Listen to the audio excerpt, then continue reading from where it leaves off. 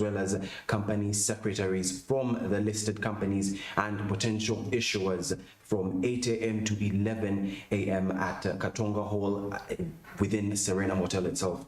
But that is just for a brief introduction and for you to understand the importance of an event like this for the financial markets, especially at a local basis and a regional as well.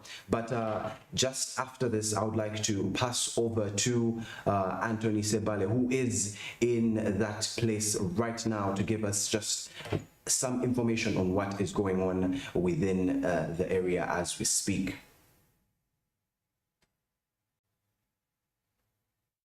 Of 10 shilling, had this been the case anywhere across the world in any other geography, for example, I have come from India just around 8 months back.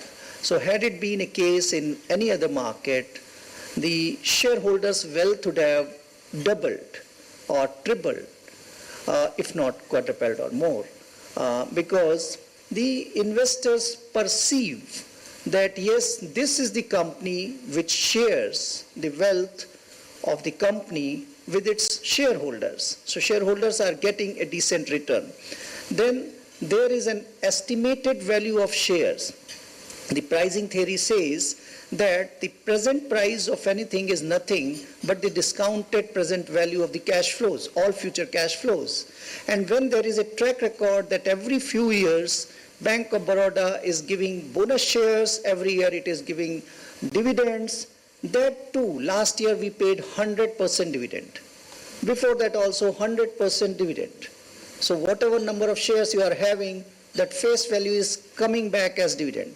But in spite of sharing so much wealth among the shareholders, share price came down. This never happens anywhere in the world. So what happens that here people are calculating that okay, this was the price before the issuance of the shares, so this was represented by 1 share, now there are 6 shares in the market, so divide that whatever was the market price by 6 and that should be the price today. So it was 96 shillings per share. Today, it is around 16, 18 or 20 shillings a shares presently. But that is not the way wealth pricing happens. And this is again happening not because there is any impairment in the value of the company. There is an enterprise value standing. In fact, the book value, if you calculate book value of the shares, if we calculate from 16 shillings a share, it comes down from what actually it is. So this is happening again because we have very few investors. So investors are able to influence the market, influence the prices as per their choices, as per their impact. For this, we need to widen the base. If we have larger number of investors, if we have larger number of issuers, then certainly these prices will reflect the true value. So what we see in the market today, they do not represent the true enterprise value of the company.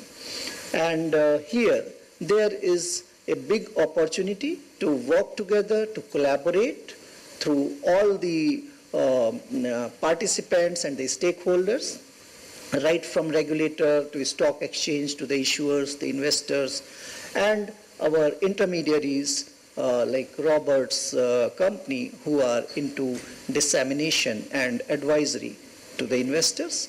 And once we have that, then this market will take off like anything, and we will see the kind of wealth the stock markets are able to produce.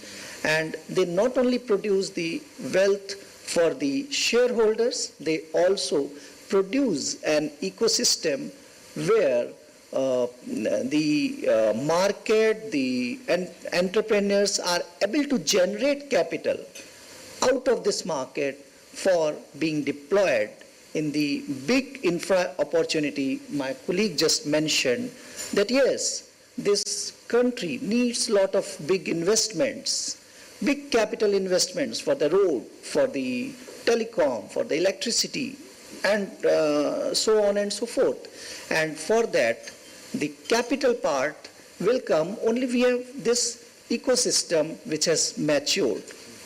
So looking at the market, looking at the opportunity, just we need to accelerate the pace through which this evolution is happening. And that is where I feel there is one more thing which perhaps can accelerate the pace, and that is the saving content or kind of incentivization of investments in the equity markets. So this again has been the global experience, that whenever the investments in the equity markets had been incentivized by offering some tax incentives to the investors, to the taxpayers, then the more investments flow, and this tends to widen the base. And the moment the base is widened, the moment there are the issuers looking at the opportunity, oh, this many number of investors are waiting for subscribing the shares, then there will be more investors, and there will be more issuers, more investors, and then this whole ecosystem will evolve at a much faster pace. So thank you very much. Thank you very much, Mr. Sachi. Robert, I'm back to you, and of course, leaping into what Mr. Sachi's submission is. Having been at the helm of quite a number of transactions with various issuers, kindly give us some key insights on some of the challenges that you have observed, and what would be the strategies that we need to deploy in the market to solution for the same. And Arthur, you're gonna pardon me if I go off a little bit off script, because I'm sitting between Umeme and Bank of Baroda, and I want to bring some facts, just some data points from last year. Certainly, please. Something from last year, which I think in a way answers the question. So it's quite interesting that in 2022, I believe my research analysts, some of them might be here, that in 2022 was the first year that all the listed companies in Uganda gave dividends. Whatever return level that was, there were dividends given. So we should clap for that if our issuers have given dividends in 2022. But the reason I mentioned my hot seat is that the dividend yields, again, subject to confirmation. From my right-hand side, Umeme produced about 27% dividend yield, and Bank of Baroda 11.76. This is from 2022. So I think those are yields which are extremely good, and you can really please clap for that as well, because that's not in addition to capital gains, right? So again, investors come to our market, and the challenge is that do the issuers give returns? I mean, it's a very simple thing. Investors are smart. Investors, they may be the smallest investor, but they're smart, and they're going to compare the opportunities that they have. So if our listed companies are not bringing those levels of returns, certainly above a treasury bill, if they're not bringing them perhaps over the 2 to 3 year bond, then investors will choose the bond. It can be much easier. But if they are, and again, I think our market has had a bit of a dry spell when it comes to successful equities earnings. Umeme has been sort of a case in point. Sorry, Celestino, I'm pointing you out. But I've also been with you on this journey from 2011, 2012. We're part of the retail side of the IPO for the Umeme staff. And quite frankly, Umeme had at some point in the 2014s, 2015, 16, pushed the USE turnover to over 200 billion. I think at some point, because of Umeme's activity in the market, you also had ongoing offers. You know, it was a complete exit from Actis. So as Actis exited, Umeme's level of turnover and contribution to the exchange went very high. We also found a period where investors weren't certain about Umeme, and Umeme stopped trading for that reason, as investors weren't sure what the future would hold. And it was also unclear what the returns would be on a longer scale, let's say a medium scale. And as that changed, as there was more certainty around the future of Umeme, and it's just an example, that investor returns increased again. And I think the capital gains on Umeme also outweighed the 27% dividend yield, which was done in 2022. We also recognize your interim dividend as well. So I think it's about that pact between an investor and the business. And now the business gives out that money, right? So you give out dividends. Those of you who are CEOs and CFOs, you sit in the room with your board. And the board of directors says, well, what are we going to give this year? How much are we going to give? And you have your numbers and you have your audits, and there's always some level of discretion. And I've had these conversations with CEOs of listed companies. Please do remember, yes, you have your largest shareholder, and yes, you have your smaller shareholders. But as a market, if we're not giving those returns, if returns are disappearing in macro issues, or returns are disappearing in costs that can be put on a P&L, then ultimately the ecosystem Mr. Sashidhar describes will be hindered. It will not grow. But if those returns are given back to investors, then investors pay attention. Investors have pushed up the price of the companies, maybe not as much as you would like, Mr. Sashidhar, but they will push up the price of investments to chase those yields which are there. So I know I didn't quite answer your question, Arthur, I'm sorry, but I think from where I sit and where we see the numbers are actually quite good with the issuers coming from 2022. 2023, yes, it's been a little bit challenging, and we're waiting. We've had some half-year results which are quite positive from the banks, from Umeme as well. But I think it's continuously giving those good results that is really important to build up the market. Because without, Paul mentioned 200,000 investors have SCD accounts, right? So rough numbers, Paul. Around 200,000, mostly Ugandans, have an SCD account, but probably less than 30 or 40,000 of those actually have shares or a bond in those accounts, in those securities accounts. And I don't know how many of you in the room have an SCD account, even this room. Anyone who doesn't have? Do we all have? We all have? All of us? Even the people working over here? Because someone should be seeing them. A broker needs to talk to them because they should be investing. So if we all have SCD accounts, that's great. But how many SCD accounts from our family and friends have we tried to get them to open? So I think that's still the challenge, is how many of us who are in the professional space, right? We're in the professional space. We're salaried people. Yes, we have some entrepreneurs here, but mainly in the salaried space. How many Ugandans in that space are taking a chance to buy into these companies? And if they're not, is it because it's not giving them a return? So I challenge that. Keep giving good returns, because don't let me down. I'm kidding. Thank you. All right, thank you very much, Robert. Mr. Ndianabu, I'm back to you now.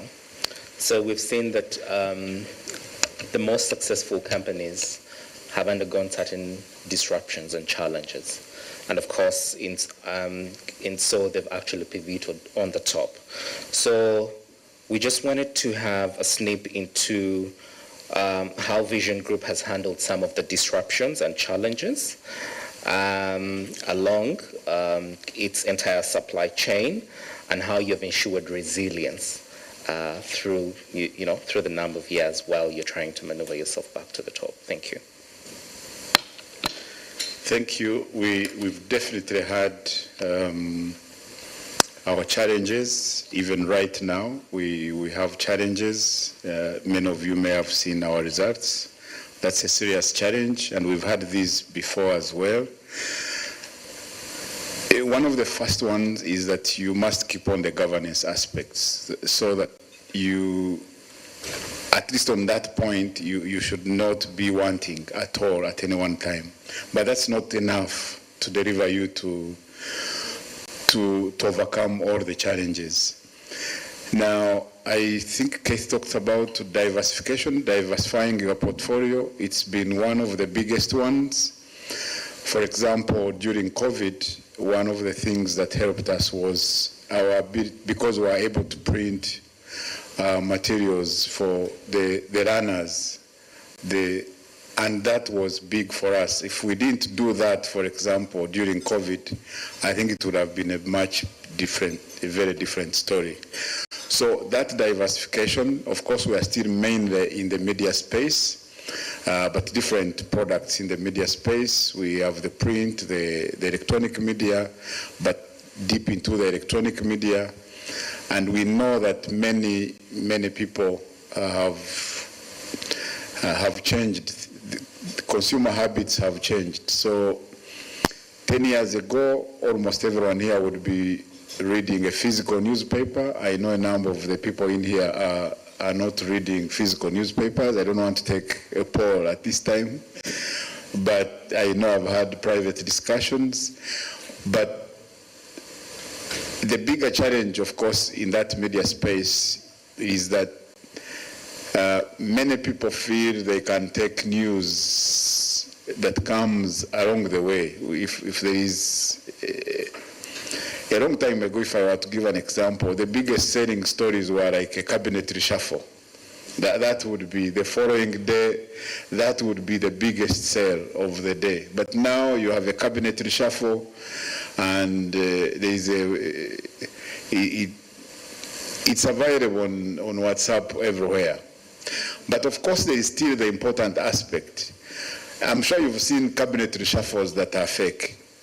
Somebody puts together a complete list, complete with titles, but you need to check. If New Vision doesn't have it, maybe it's not correct, isn't it? So you still need to have a credible media house that will deliver that kind of information. But also, we can't still be in the business of breaking news. There has to be a different way of looking at it, what we call day two journalism. The story has happened today, but what's the journalism for the following day? The story behind the story, and there are things that you will not find from WhatsApp, there are things you will not find from everywhere else. So we've made those adaptations, but the biggest challenge remains that many people want to consume media these days that is free of charge, but we've got to deliver the kind of information that you will not find anywhere else. So that has been our biggest issue, but also diversification, like what we've talked about, the printing, and diversify into other areas without moving away from our mission. Thank you. Thank you very much. Celestino, I'm back. Can you share examples of the systems and technologies that WUMEME has put in place to ensure reliable and resilient electricity distribution, and how these systems positively impacted investor confidence and resilience? Thank you. Yeah, as I indicated, really, when we went for the IPO, it was clear we're an infrastructure business. We need to raise money. We need to be on the stock market so that even when you go to raise, even if it's debt, the pricing becomes cheaper because you are listed and very transparent. So, fast forward, really, first of all, rolling out prepayment metering, that has enabled locking in terms of cash flows. Even when COVID hit, that helped because people continue to use electricity and the cash would be coming in. But fast forward, when we looked at our digital strategy in, actually it was 2019, 2019, we were preparing for the elections, which was 2021, where we assumed the internet will be shut down, there will be restrictions to reach our offices, we ran those scenarios, so we said, what do we do? Fast track prepayment to everybody.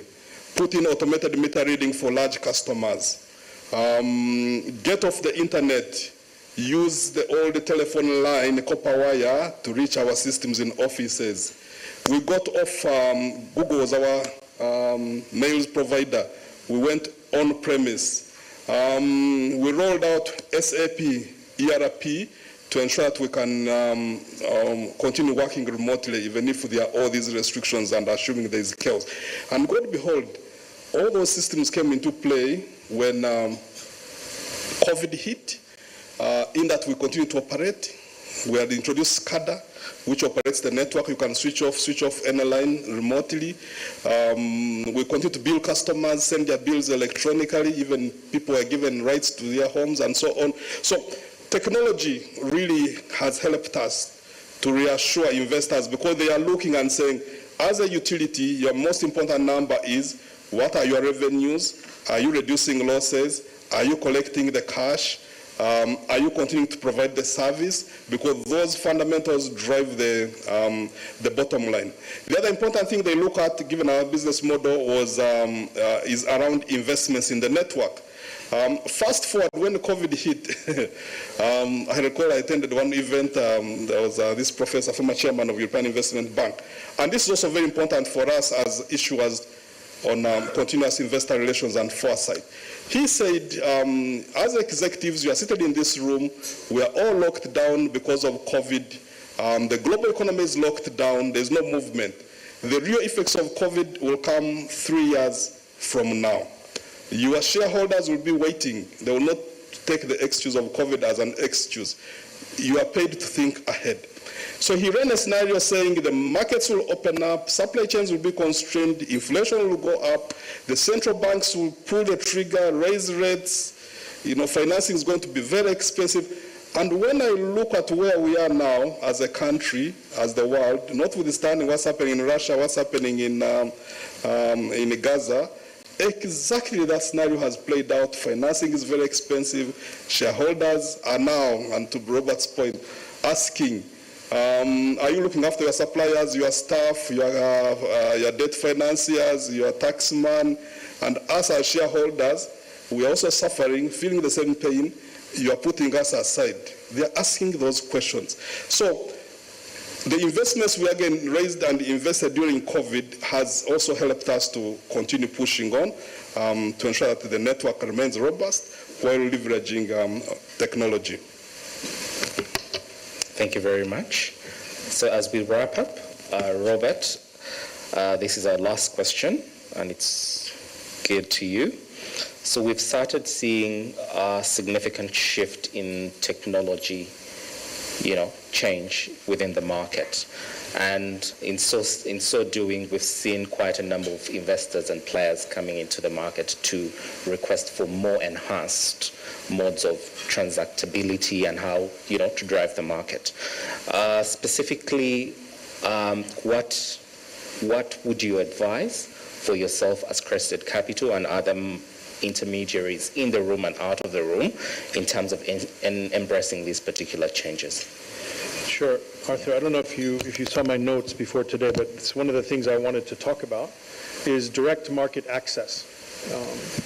As the models for I'll take being an intermediary as Crested Capital. We're brokers, we're dealers, we give advice, we do research, we do advisory to companies, we give advice to individual investors. But the core business has always been brokerage. Now, brokerage involves someone often walking into the office, getting some information, maybe opening an account, or maybe not, or maybe having invested. But with all of the different means to participate in our markets, particularly as COVID taught us, we were open throughout COVID, even though we couldn't. And some of us did ride bicycles to work. We didn't have passes. Some did. But, the market remained open. The USE remained open the entire time. And I think it showed us that clients don't have to come in for face-to-face meetings. And that some clients do, and some clients like this, and new clients often do because they don't necessarily trust, they're new to the market, but that there's a huge amount of technology available for what is called direct market access, which is accessing the market. This is mainly for retail investors, to access the market from the comfort of their phones, whether they're smartphones or through a USSD system to buy and sell shares. So the USE and MTN have gone quite far with that process. I believe Airtel will also be following now that their IPO is nearly finished. And I think there are ways for investors to get involved in the market that is much more convenient than having to drive to maybe an office in town in Crested Towers, or for us, we're in Impala House. So an investor can get involved really from the comfort of their own home. Of course, call, they can use email, they can get on social media, and we've seen the social media as a medium for sharing information has been great. As our company, Crested, is one of the brokers, and we find that we can hold, every couple of weeks we hold events, not really events, but online forums, and we get 50 to 70 participants to come in and listen to topics such as how to invest in fixed income, how is the telecom market in East Africa going. So that medium is a really cheaper way to reach a larger number of potential investors and to get the information out there. So I think that's really the future, is that investors will have to do a little more self-service. If we think of what banking has moved towards, banking has already moved towards that, because banks have systems. You can do a lot more banking with this than in the past. Some of old people like me like to go to the bank and write checks, but I think very few people still do that. So I think that's kind of what I see as the future is DMA for the intermediaries, direct market access for investors. Yeah. Thank you very much, Robert. A round of applause, ladies and gentlemen, to our panelists. Thank you very much. We are now going to move into the Q&A. I would request the Secretariat to help me move the mic around. We're happy to take any questions. Thank you. Allow me not to release you at this moment until we're done with the Q&A. Yes, please. Sorry. Isaac, please help.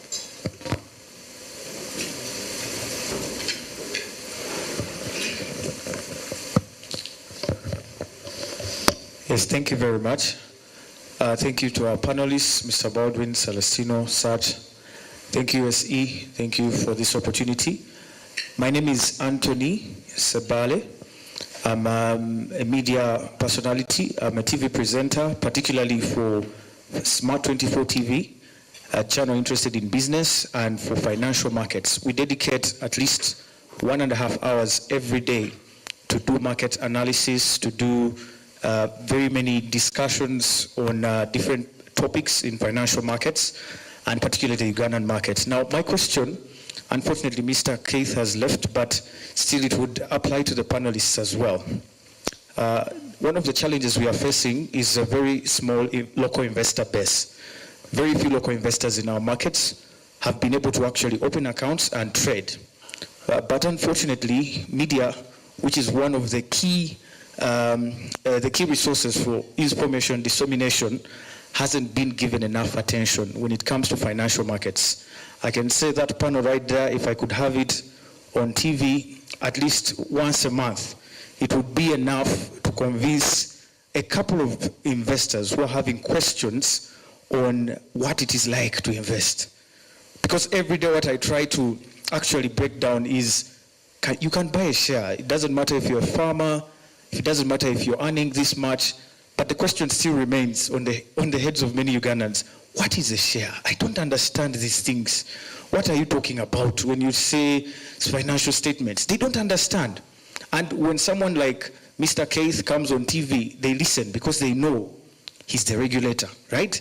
But getting Mr. Keith on TV, my friend, and getting him to answer some of the questions is a real tug of war. So my question is there a real, can you support us as media and help us be available whenever we need you in order to answer some of these questions so that we actually get to inform our investors, inform our local market that this actually exists? Number two, does the CMA have a vision of actually diversifying their regulations to contracts such as forex trading, commodities market, and other CFTs? Is there means actually for the Uganda Securities Exchange to have some of these markets brought closer to us? Because some of the investors are also interested in other products, not just the shares. They would want to trade commodities, they would want to trade on the forex market. Are there opportunities for them as well? Anthony Sebale, Smart24 TV. Thank you. Thank you, Anthony. Any other questions? I'd like to bulk the questions into 3 and then... Thank you very much. I'm Medad Mwesigwa from Housing Finance Bank, and we look forward to interacting on that market soon. I wanted to ask the panelists from Crested Capital about the scenario that was presented from Baroda, where the bonus shares disrupted the valuation of shares, to get an insight as to what went wrong. So why would the Ugandan market be reacting differently to such a transaction, and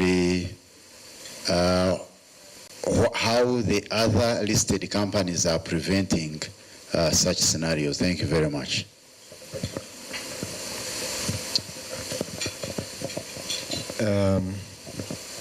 Thank you, panelists. My name is Alan Rakatungu. I run a licensed fintech company called Sente. So I'm one of the pre-listed companies. But my question really was to Robert. You asked a very pertinent question, right? What next? Who is in the pipeline, right? Because when you were giving the figures on the total, turnover on the securities, let's be honest, it's really, really low, right? I don't even know how, whether it makes economic sense. But where are the next listed companies? So I always tell my staff, when you come with a problem, also come with a solution, right? So why can't listed companies participate in creating pipeline for companies to be listed, right? Why can't listed companies, for example, invest in companies that have the potential to be listed? Thank you very much. Thank you very much. We'll talk those questions. I know Paul is not on the panel, but I'll direct the first two questions, given the fact that we do not have the regulator in the room, and he manages that aspect. So around support to the media, and does the CMA have a vision to regulate other products in the market? I guess I get it right there. Thanks.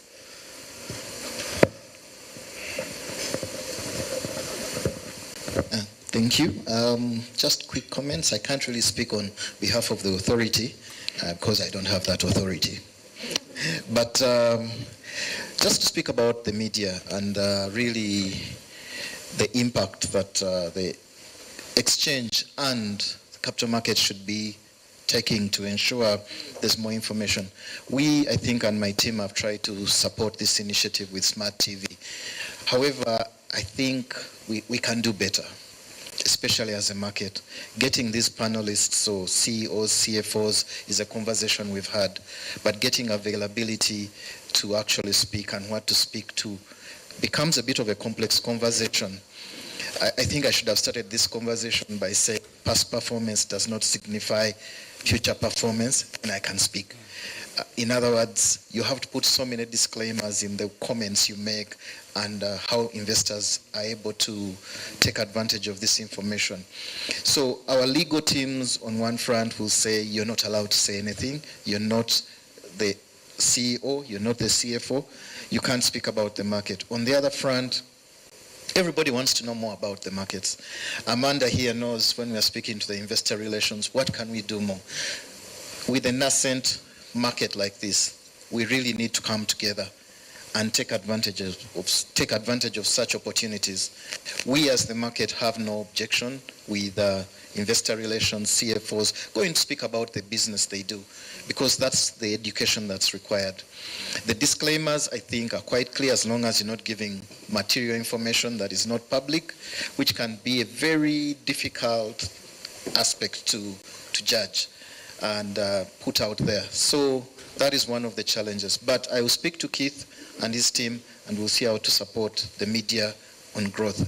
I know with Stanbic, Sophie, there was an initiative to train the media on what can be said, what can't be said, and this went on for a while. So we'll seek your support again to have these initiatives to ensure that the media is trained, but we also speak to them best as possible.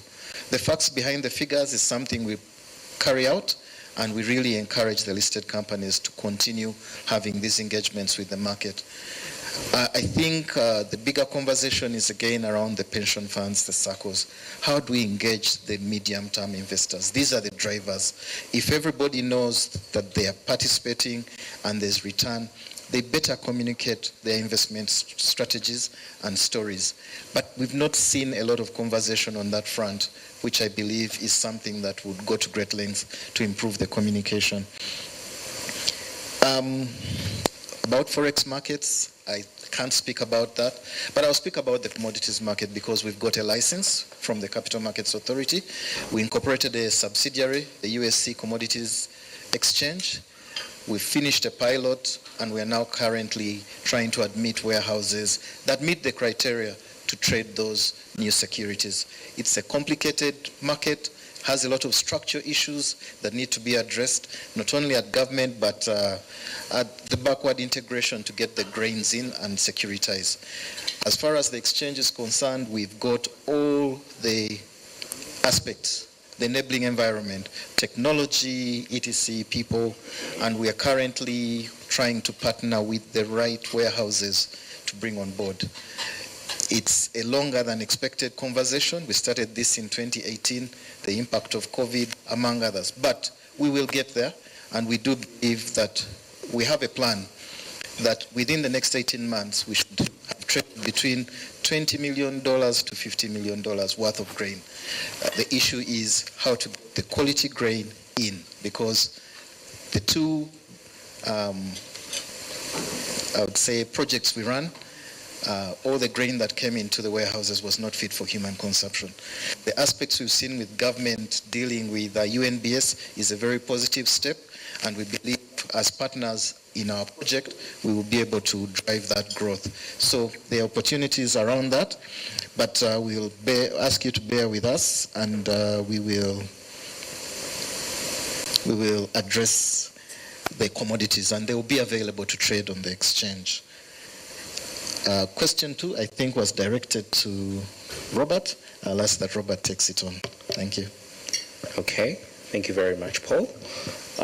Robert, Mr. Mwesigwe's question around the scenarios about the bonus share disruption, market price, and how other listed companies can prevent the same scenario. Right. Well, I think in terms of preventability, I think let's understand what happened. So Baroda issued shares from its reserves to reach the capital level that Bank of Uganda required. They actually did it early, and I'm not again promoting Baroda here, but they did a very good job of doing it early. And I think from where I sit in the market, what was missing is that post that bonus issue. So the company had given back 125 billion to shareholders in the form of bonus shares at a par value of 5 shillings each.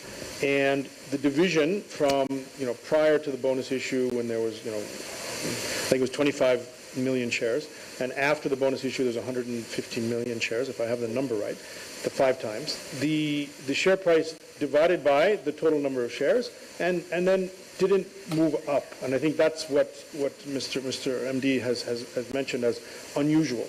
And while it's unusual in other markets, I would actually say it's fairly common in our market. And the reasons for it are pretty simple. Nobody's watching. Nobody's watching. Sorry, 24, what was it? Smart24. You're very right to say that more of the industry players need to be on air and getting in people's faces with information, because I think that is the gap. The gap is that no one's really watching. And a few investors did participate, and a few investors have bought and sold. And actually, I think in terms of turnover, Baroda's turnover is maybe the 3rd largest in the year to date at the stock exchange. Rough numbers, I'm not sure. So it has increased the trading. So the turnover is the number of shares traded, but it didn't reflect in a large increase in price, which I think is really what happened. So investors missed, although they can still buy. There are 5 brokers in the room, so talk to your broker. Arthur comes from a very good one. So speak to your broker. So that was the question of Baroda. I think the last question from the gentleman with the tech company. Sorry, I missed your name again, sir. Alan, sorry, because I tried to write, but my pencil doesn't work on this small doily thing. But Alan, we hope yours is the next. We hope yours is the next company to list. But on a serious note, I think there's conversations being made around banks that, licensed commercial banks. Right now we have 3, and we appreciate them very much. But there are conversations around banks because banks are holding deposits. Deposits, in a way, are public money.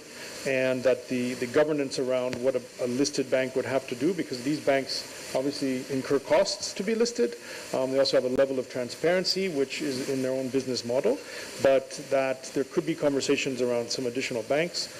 I alluded to infrastructure projects. Certainly the private sector, as Celestino mentioned, the private sector can fund many projects and have done in the past and in the region. And if that's doable with government through the stock exchange for the upcoming infrastructure projects in energy and so on. I think the last one, and Paul, if you'll allow me, if we look in the region, you have 3 securities exchanges in addition to USE. You have the Rwandan exchange, you have the Dar es Salaam Stock Exchange, you have the Nairobi Securities Exchange, and you have the Uganda Securities Exchange. So I don't think Rwanda is listed. But I know that the Tanzanian Exchange and the Nairobi Securities Exchange are both listed. So perhaps the question can also turn to the USE at some point when it plans to also self-list, if that's the case, sometime in the next 7 years. Yes. Thank you. Thank you very much. Paul, that was yours. So ladies and gentlemen, we've really come to the end of our Q&A and our panel discussion. Thank you very much, our panelists. I would request you to please take your seats. Thank you very much.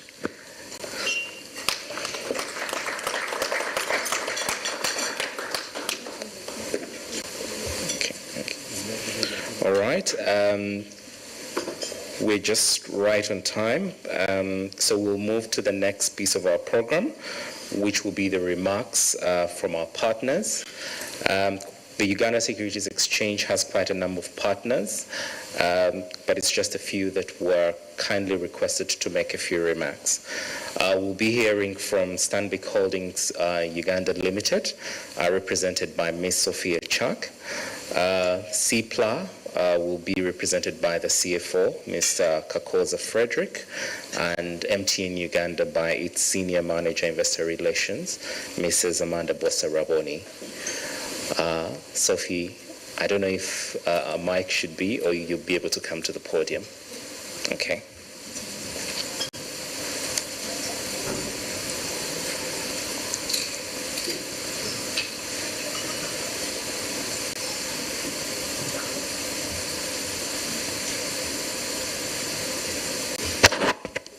Thank you, Arthur. Good morning to you all.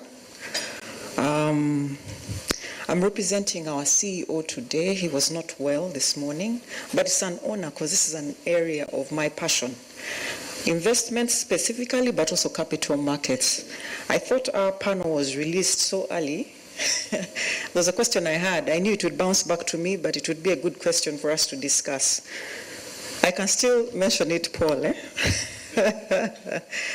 So as a partner, Stanbic, we are, I would say, honored to actually be part of the growth of the capital markets. I did my personal research, my MBA research in the capital markets in Africa. The problem we have in Uganda is not unique to Uganda. It's actually across the whole of Africa, just the scale. Even in Nigeria, similar story, but just the scale is much bigger in Nigeria and Kenya. And I was just thinking, and this is, I guess, something I wanted to just hear from the panelists who are also key partners. Did we just copy and paste as Africa what happened in the capital markets in the Western world into Africa? Was it actually suitable for our continent? Is it suitable, the way we've pasted it here? Is it suitable for our country? A good question was asked by Smart TV. And it's nice to see Mr. Ochichi here as well. 70% of our population or our economy is driven by SME. and the gentleman in the fintech as well. I think the cry coming from the major players, the bigger percentage of our players, have we actually thought through what we need to do that will work for our country, that will work for our continent, to make the capital markets work? Many times we're in the corporate space, so some of the things we say are kind of speaking up there. How do we bring it down to the market that will give the right message, the right news, and sell the capital markets the way it should? I don't know if that's something we can discuss, maybe not today, but even in the future, that will help our country grow, because that's really what I think will work for Africa. Interestingly, just because Nigeria's numbers are big, I sit in some of their calls. The problem is the same, just magnified.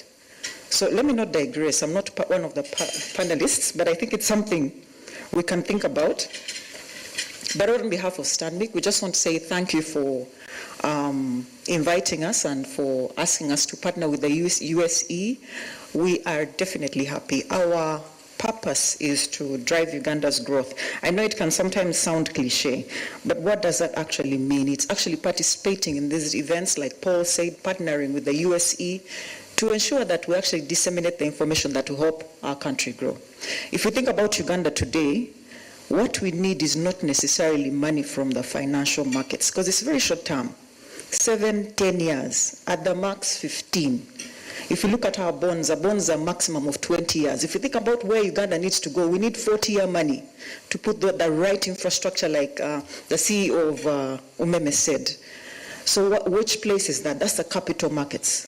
How do we help the everyday Ugandan and also the SME space? Some of the SMEs actually have very huge, they're not even SME, they're medium, yeah, it's actually SME. These are very huge companies that have huge influence in the masses. How do we help them understand the language that we speak in the capital markets?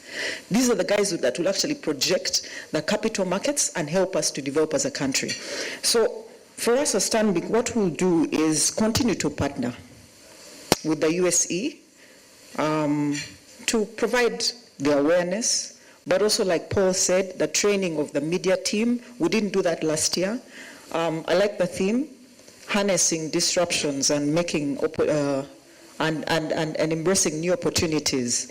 During COVID season, we had to also rethink some of the things we're doing as Stanbic, and hence pausing that training. But I guess it was not a wise thing. We'll get back to participating in training the media as well, so that they project the right information. So that's our promise. We will definitely continue to partner as Stanbic, not only in this space, but educating even the students. We have some of those competitions so that we can get the knowledge from the younger people. They are not shocked into what is a share. Yeah, they'll be coming from school with that knowledge, so that the next generation can see a better capital markets. But we are laying the foundation. This kind of setting is laying the foundation. And I believe in the next few years, Uganda cannot avoid it. We are going to need the capital markets. My only request is, we have key influential people, our CEOs here. How do we get government involved? In any African country, government is a key partner. Key partners in government involved here. Our current PSST, Permanent Secretary, Finance, was from university, Makerere Business School, and he has a zeal. How do we get him in a room like this? These are the ears that will help make the right decisions and get government to participate. Once government is in, we have a bigger kind of involvement. We'll have bigger play for capital markets. So yes, as Stanbic again, like I said, many of the things I'm posing, we are just in the same boat as well. How do we participate? So as Stanbic again, we'll continue to do our part to participate and to partner, but also we know that it's not just about sponsoring events, it's actually being active, an active partner. We are listed, as mentioned, and we have diversified, as very happy to have one of our team members here from one of our subsidiaries, but also as a bank, but also in SBG Securities, and making sure that our shares are available to each of you. And we'll continue to do that and invite you to each of our talks. But lastly, this journey has just begun. I think the capital markets journey has just begun. In a way, I liked what happened. It might sound a bit controversial. I liked what happened to the Airtel IPO. The price got discounted at the last minute. That's a good thing. What it does, it makes it available to the everyday investor, the retail investor. And as they keep getting dividends and the capital returns, the interest will increase. So that discounted price, in a way, was good, even at the last minute, even if it came out at the last minute. So I think we are on the right path. We still have a long journey. So that word resilience is extremely key, not only for us, but also for the other players who are very critical. They are very useful for our market. There are some participants who are extremely critical on the negative side. It's important to involve them as well. They actually will help us think outside the box and make this market worthwhile. Yeah.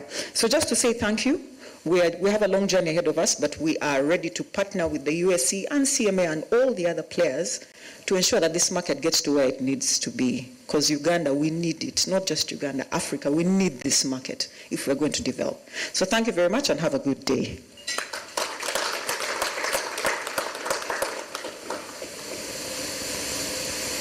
Thank you very much, Sophie. Next will be Mr. Kakoza Frederick.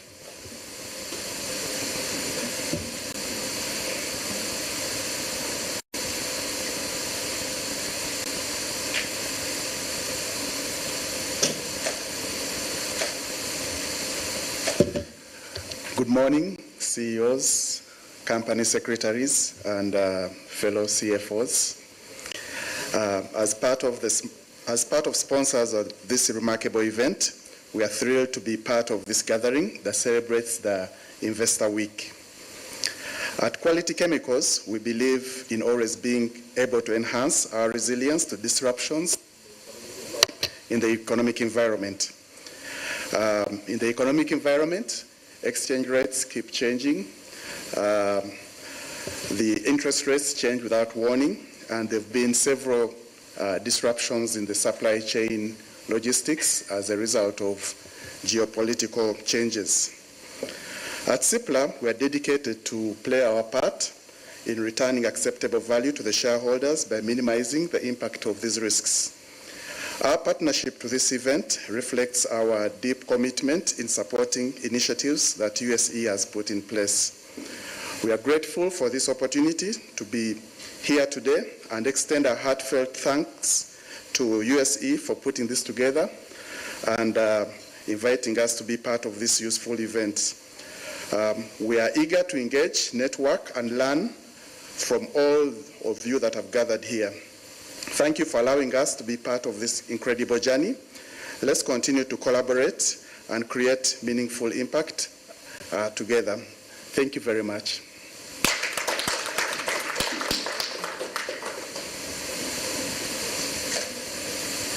Thank you very much, Frederick.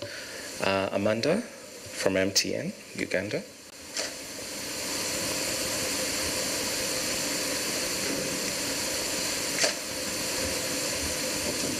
Ladies and gentlemen, good morning. My name is Amanda Bosa-Raboni, in charge of investor relations at MTN Uganda. So we come here today, partnering with the Uganda Securities Exchange, the Capital Markets Authority, members of the Ugandan Capital Markets Fraternity, to commemorate the World Investor Week, to raise awareness on the critical importance of investor education and awareness. This year, the focus is on investor resilience, embracing new opportunities and harnessing disruptions. The theme, I feel, is not only timely, but very relevant in the current macroeconomic environment that we find ourselves in globally. Mr. Celestino mentioned we are currently witnessing unprecedented heightened inflationary levels. I'm looking at countries like Ghana, where you have 44% average inflation for the past 9 months. Very steep exchange rate movement. In Nigeria, they've lost over 70% in currency devaluation just this year alone. When we look at geopolitical risk, as Mr. Frederick alluded to, there's so much happening all over the world. What a time to be an investor in Uganda. What a time to be an investor in the Ugandan capital markets. I mean, when you look at our inflation, we just printed 2.4% for October. When you look at our exchange rate, it has been relatively stable the whole year. Come to Uganda, come and invest. Your investors in Uganda, please, let's support our market. And I feel like with this, we'll be able to see the changes that we've been all talking about. In December 2021, MTN Uganda became the first Ugandan company to list a business over USD $1 billion. It was a significant milestone in the Ugandan market, but we've not really seen much happening, and I could feel the sentiments as in the discussions of the panel. But for us, we just want to thank our resilient shareholders. It's been a journey. We're learning from you, and we'll continue to listen. It's been mentioned, Mr. Robert mentioned that we partnered with the Uganda Securities Exchange in trying to democratize the process of trading. Today, any owner of any listed company stock can buy, sell their shares using our *165* easing the investment process for all Ugandans. For us at MTN, we believe that every Ugandan deserves the benefits of a modern, connected life, and we're proud to be partners in that journey. Also, more to that, in line with our commitment in creating shared values for our shareholders, MTN has paid a total of 5 dividends consistently to our shareholders, and it has been consistently growing. To date, we've paid about 587 billion to 21,000 shareholders, with a commitment to pay 134 billion in December this year. That brings our dividend yield to 10.1%, Robert. So we're listening, and we're making sure that shareholders are receiving value. So we're sharing whatever we're making, we're creating wealth for our shareholders. In line with sustainable finance principles, in terms of ESG, MTN has committed through that foundation to commit 1% of all the money that we make to our communities, investing in health, education, youth empowerment, national priorities. Through our MTN mobile money business, we are contributing to financial and the digital landscape of Uganda. We have created various channels to bolster savings. You've heard of our partnerships with the banks, various banks. We're committed there. In terms of investment opportunities, we partnered with fund managers. There's a product with Zeno. We're doing our part, I believe, to deepen financial inclusion in this country, and also to make sure that there are avenues to have affordable financing through our lending services. So lastly, I just want to say thank you. I want to say thank you for the opportunity to partner with you. We're seeing that it's quite reassuring to see partnerships with the various key stakeholders in this room to facilitate this event. We believe such collaborations are a driving force that will propel our capital markets and our investors to the next level. We believe that by working together, we can create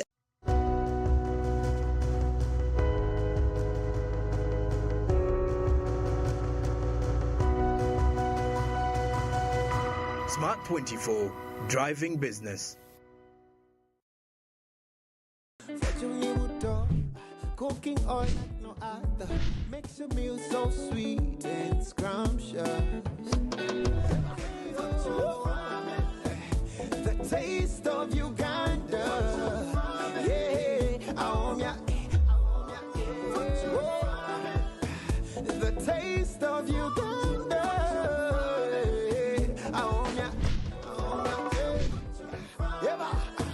the taste of Uganda.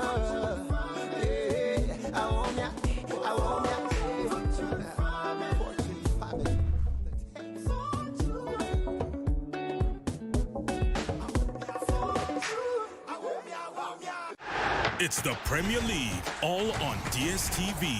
All the goals, clashes, and moments. All of Rashford, Salah, and Saka. This start is getting better. All in the language of your choice. All in HD.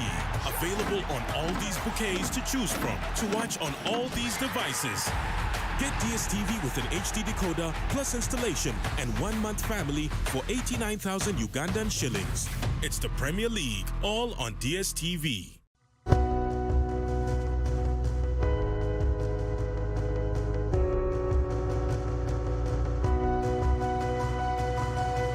Smart24, driving business.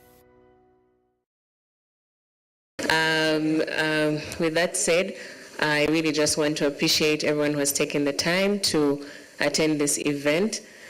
We don't take it lightly, it being a Monday morning, and in the 11th month of the year, we are all pushing towards closing very many things.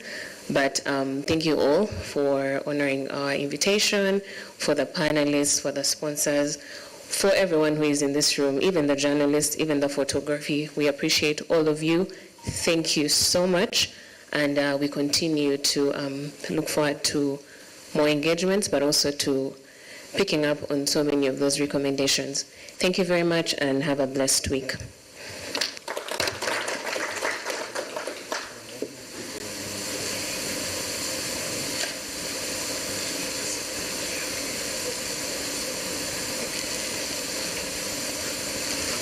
All right, thank you very much. We've finally come to the end of the function. Thank you very much, ladies and gentlemen, for gracing us with your presence this morning. We have another function on Wednesday, the women breakfast. It's an era to honor the women in the room. Please join us once again. We'll be delighted to have you same time. Thank you very much. I would request Patience to come and help me with the photo moment. Yeah. Thank you. Thank you very much, ladies and gentlemen.